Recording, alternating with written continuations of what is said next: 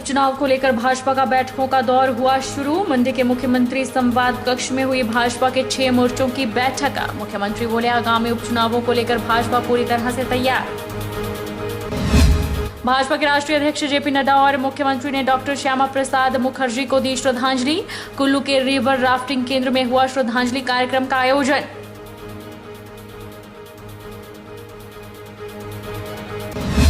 प्रदेश भर में शिक्षक संघ ने मंत्री महेंद्र सिंह ठाकुर के बयान पर जताया रोष। मंडी में अध्यापक संघ ने काले बिल्ले लगाकर जताई नाराजगी। कहा, जल शक्ति मंत्री सार्वजनिक रूप से अध्यापकों से मांगे माफी। और पर्यटकों ने पर्यटन स्थलों का रुख किया शुरू। चमेरा झील में बने बोटिंग पॉइंट तलेरू में करीब 1 साल के बाद बोटिंग हुई शुरू। कारोबारियों को जगी अच्छे कारोबार होने की उम्मीद। नमस्कार, आप देख रहे हैं HP 24x7। मैं हूं जनीशा। प्रदेश में होने वाले उपचुनावों को सत्ता का सेमीफाइनल माना जा रहा है। राजनीतिक दल अपने अपने संगठन को ग्राउंड लेवल पर मजबूत करने में जुट गए हैं। इसी को लेकर आज हिमाचल प्रदेश भाजपा के 6 मोर्चों की बैठक प्रदेश अध्यक्ष सुरेश कश्यप की अध्यक्षता में मंडी के मुख्यमंत्री संवाद कक्ष में हुई। बैठक में मुख्यमंत्री जयराम ठाकुर ने सभी मोर्चों के साथ संवाद किया और उपचुनाव में भाजपा की जीत की बात भी कही। प्रथम सत्र में प्रदेश महिला मोर्चा की बैठक में महिला मोर्चा अध्यक्षा रश्मिधर सूद, मोर्चे के प्रभारी राम सिंह उपस्थित रहे। द्वितीय सत्र में प्रदेश अनुसूचित जाति मोर्चा की बैठक में अनुसूचित जाति के प्रदेश अध्यक्ष नितेन कुमार और मोर्चे के प्रभारी प्रदेश उपाध्यक्ष राम सिंह उपस्थित रहे। तीसरे सत्र में युवा मोर्चा, जिसमें मोर्चा के अध्यक्ष अमित ठाकुर, इसके बाद अन्य पिछड़ा वर्ग मोर्चा, अल्पसंख्यक मोर्चा और अनुसूचित जनजाति की बैठक ली गई। भाजपा प्रदेश अध्यक्ष सुरेश कश्यप ने कहा कि 2022 के चुनावों में सभी मोर्चा की अहम भूमिका रहने वाली है और हमें पूरा विश्वास है कि 2022 में एक बार फिर भाजपा की मजबूत सरकार प्रदेश में बनाएंगे और आने वाले उपचुनावों में भी भाजपा को बड़ी जीत प्राप्त होगी। ये उपचुनाव हमारे सामने है, हम उनको लड़ेंगे और उनको जीतेंगे और उस दृष्टि से भारतीय जनता पार्टी ने अपना होमवर्क जो कर लिया है और हमारे चाहे संगठन के लोग हैं या सरकार के लोग हैं, आज इन चाहे मंडी संसदीय क्षेत्र है या जुब्बल कोटखाई या फिर फतेहपुर है, तीनों जगह हमारे कार्यकर्ता और हमारे सभी नेतागण जो है कार्य में लग चुके हैं। निश्चित रूप से भारतीय जनता पार्टी इन तीनों जगह पर विजय प्राप्त। हर चुनाव एक चुनौती होता है और ये चुनाव भी हमारे लिए किसी चुनौती से कम नहीं है, लेकिन जैसा मैंने कहा कि भारतीय जनता पार्टी का जो मजबूत नेतृत्व और एक मजबूत हमारा संगठन है, दोनों मिलकर कार्य कर रहे हैं और सरकार और संगठन मिलकर हर चुनौती का सामना हम करेंगे। न केवल उपचुनाव जीतेंगे, हमारा जो अगला लक्ष्य है फिर से भारतीय जनता पार्टी की सरकार को प्रदेश में विराजमान करना, उस दृष्टि से हम लगेंगे।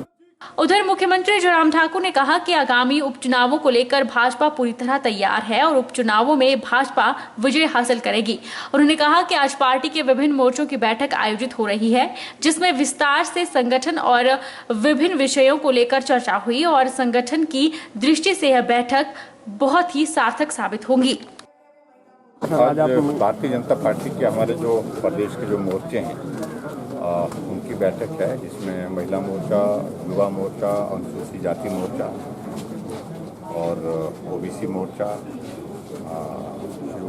ट्राई मोर्चा, ये सारे मोर्चों की बैठकें रखी है जो हमारे फ्रंटल ऑर्गेनाइजेशंस हैं, जो संगठन को मजबूत करने के लिए काम करते हैं, उनकी बात को सुन रहे हैं और सुनने के बाद जो इश्यूज़ हैं, किस प्रकार से आने वाले समय में संगठन की मजबूती के लिए हम काम करें, इन सारी बातों पर चर्चा हो रही है। और मैं समझता हूँ कि बहुत सार्थक बैठक क्या है, आने वाले समय में लोकसभा चुनाव, विधानसभा के चुनाव की तैयारी की दृष्टि से अच्छी शुरुआत है। विभागीय अधिकारियों के साथ बैठक हो रही है। विभागीय अधिकारियों के साथ उसके बाद बैठक है। अभी सर, उपचुनावों को लेकर भाजपा कितनी तैयार है सर? पूरी तरह से तैयार है। भाजपा राष्ट्रीय अध्यक्ष जगत प्रकाश नड्डा के हिमाचल दौरे के बाद सूबे में राजनीतिक पारा चढ़ गया है। सोमवार को प्रदेश भाजपा के सह प्रभारी संजय टंडन अपने 7 दिवसीय दौरे के दौरान मंडी जिला के सुंदरनगर में मौजूद रहे। इस मौके पर संजय टंडन द्वारा प्रदेश भाजपा सरकार के विकासात्मक कार्यों को लेकर आने वाले उपचुनाव में जीत सुनिश्चित होने का दावा किया।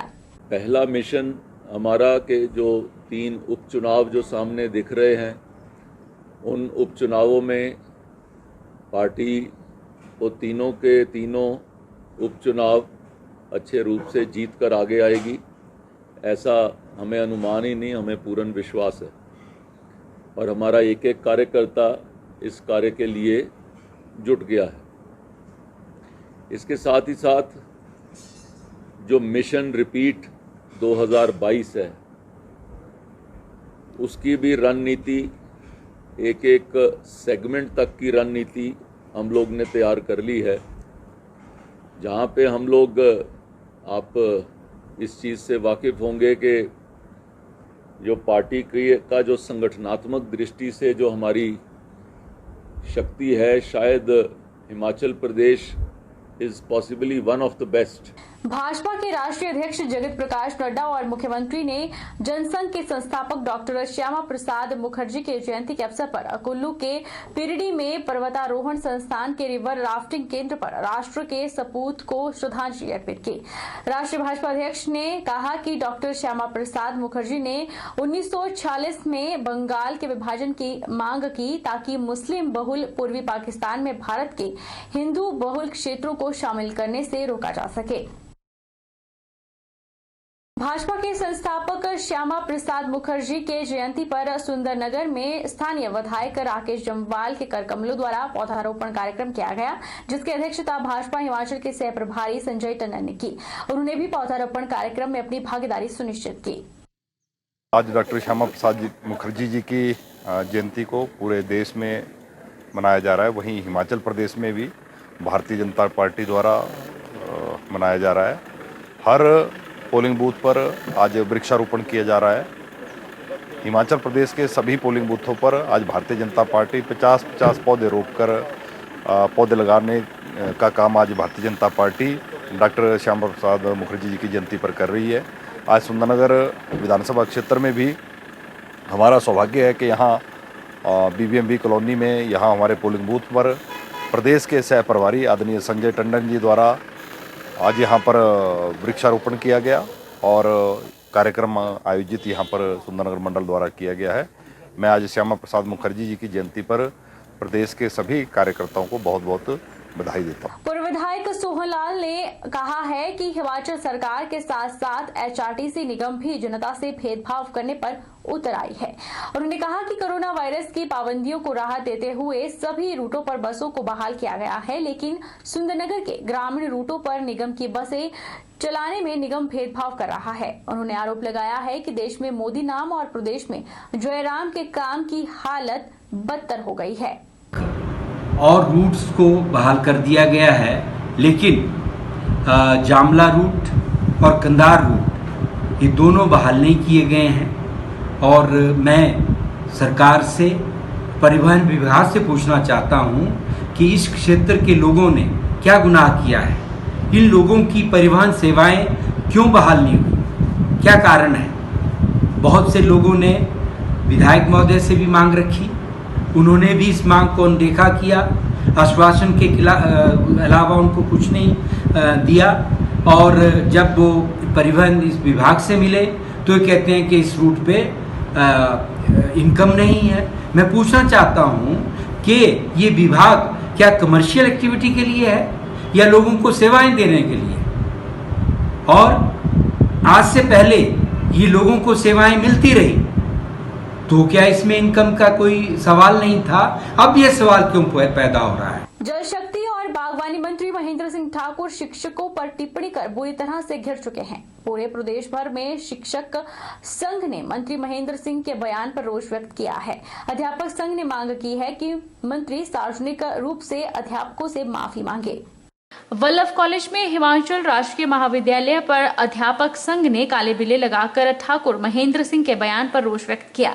अध्यापक संघ का कहना है कि पूरे प्रदेश में सभी अध्यापक कोरोना काल के दौरान से सभी क्षेत्रों में अपनी सेवाएं दे रहे हैं, बावजूद इसके उन्हें इस तरह के शब्द कहना उचित नहीं है। अध्यापकों ने जल शक्ति मंत्री से सार्वजनिक रूप से माफी मांगने की बात कही है। उनका कहना है कि अगर जल शक्ति मंत्री सार्वजनिक रूप से माफी नहीं मांगते हैं तो आने वाले समय में उनके द्वारा मंत्री का घेराव किया जाएगा। ये बताना चाहता हूँ कि आज हमने मीटिंग की यहाँ पे स्टाफ ने, और सबने मिलकर जो हमारे माननीय मंत्री जल शक्ति मंत्री ठाकुर महेंद्र सिंह का जो वक्तव्य था हमारे प्रति, उसके प्रति हमने रोष प्रकट किया। जैसे कि आप सारे ही जानते हैं कि टीचर कहाँ नहीं खड़ा हुआ। जनगणना में टीचर होता है, वैक्सीनेशन मोटिवेशन में टीचर होता है, उसके साथ ही अब इलेक्शन में टीचर होगा। अभी कोविड में हमने एग्ज़ाम करवाए, इग्नो का एग्ज़ाम हमने करवाए, सीए का एग्ज़ाम चल रहा है और बाकी भी एग्ज़ाम करवाए और हमारे कई बंदे उसमें कोरोना पॉजिटिव भी हुए। तो ऐसा नहीं कि हम कोई सोसाइटी में हम काम ही नहीं कर रहे। टीचर का मेन ही काम टीचर का है सोसाइटी को आगे ले जाना। और फिर भी टीचर के प्रति अगर ऐसा रवैया एक मंत्री जी का हो तो उससे हमें दुख पहुंचा। और बाकी तो टीचर तो हर एक जगह ही प्रेजेंट रहता है। टीचर जहाँ बोले, हमें सरकार जो आदेश देती है हम हर एक काम परफॉर्म करने के लिए तैयार रहते हैं। उसके साथ ही आजकल भी क्लासेस जो है ऑनलाइन चली हुई है। हर एक टीचर जो है पहले वीडियो बनाएगा, उस वीडियो को अपलोड करेगा, उसके बच्चों की क्वेरी सुनेगा। तो जो 1 घंटे में क्लास का काम होता था उसे 3-4 घंटे लग जाते हैं टीचर्स को। तो टीचर वैसे नहीं बैठा हुआ है। कोरोना इस कोविड के टाइम पे भी टीचर बहुत सारे काम कर रहे हैं। तो इसलिए मैं दोबारा से मंत्री जी के वक्तव्य पर मैं दुख प्रकट करता हूँ कि उन्होंने हमारे बारे में ऐसा कहा। रुकेंगे एक छोटे से ब्रेक के लिए।